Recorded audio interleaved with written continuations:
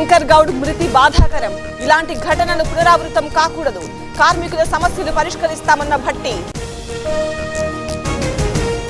ముత్తోజీపేటలో శంకర్ గౌడ్ అంత్యక్రియలు. పోలీస్ బందోబస్తు మధ్య అంతిమయాత్ర. కుటుంబ సభ్యులు, ఆర్టీసీ కార్మికుల కన్నీటి వీడ్కోలు.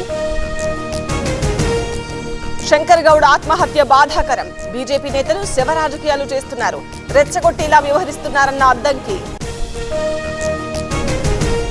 తెలంగాణలో పలువురు ఐపీఎస్ల బదిలీ. మల్కాజ్గిరి సిపిగా సుమతి, హోం సెక్రటరీగా శిఖా గోయల్.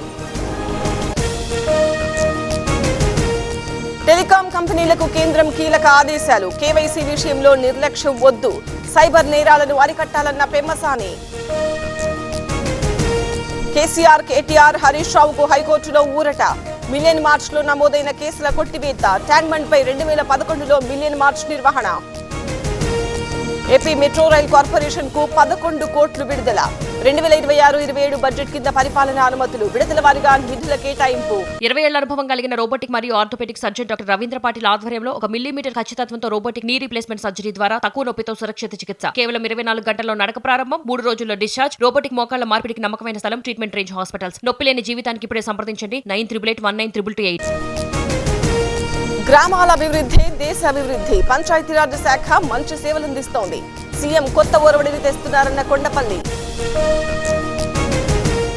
అవగాహన లేని వారు అభివృద్ధిని అడ్డుకుంటున్నారు. రాజకీయాల కోసం అభివృద్ధిని అడ్డుకుంటారా? పేర్ని కిట్టుపై మంత్రి కొల్లు పరోక్ష విమర్శలు.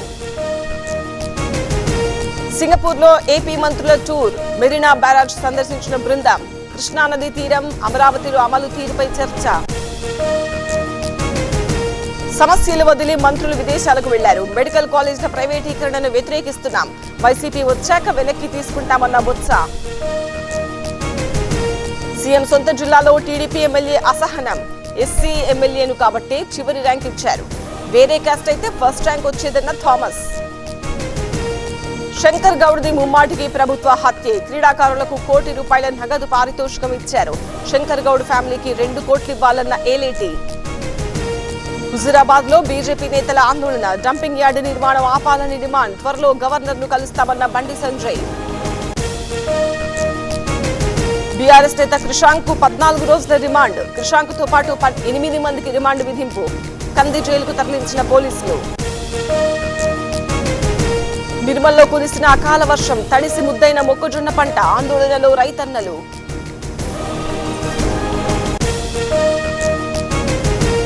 పులివెందులలో డీజిల్ కొరత. ఒక్క బంకులో మాత్రమే అందుబాటులో డీజిల్. క్యాన్లతో క్యూ కట్టిన వాహనదారులు. నర్సీపట్నంలో బైక్ దొంగలు అరెస్ట్. రెడ్ హ్యాండెడ్ గా పట్టుబడ్డ 2 దొంగలు. 8 బైక్లు, 2 సెల్ ఫోన్లు స్వాధీనం. తెలంగాణ అంతటా ప్రయాణికుల ఇక్కట్లు. సికింద్రాబాద్ రైల్వే స్టేషన్ దగ్గర పడిగాపులు. ఆటోల్లో డబుల్ ఛార్జీల వసూళ్లు. హైదరాబాద్ లో గోల్డ్ మ్యాన్ల మధ్య ఆధిపత్య పోరు. నీది ఫేక్ అంటే నీది ఫేక్ అంటూ ప్రచారం. సూర్యాభాయ్పై చిన్న పహిల్వాన్ అనుచరుల దాడి. ఏపీలో మరింత పెరిగిన ఎండ తీవ్రత. పలు జిల్లాల్లో గరిష్ట ఉష్ణోగ్రతలు. పార్వతీపురం మన్యంలో 45 డిగ్రీలు నమోదు. బెంగాల్లో మమతా బెనర్జీ ఓడిపోతుంది. బీజేపీ 110 సీట్లు గెలవడం ఖాయం. ప్రజలు మార్పు కోరుకుంటున్నారన్న అమిత్ షా. ఆమ్ ఆద్మీ పార్టీలో తిరుగుబాటు. బీజేపీలో చేరిన ఆప్ రాజ్యసభ సభ్యులు. పార్టీలోకి ఆహ్వానించిన నితిన్ నబీన్.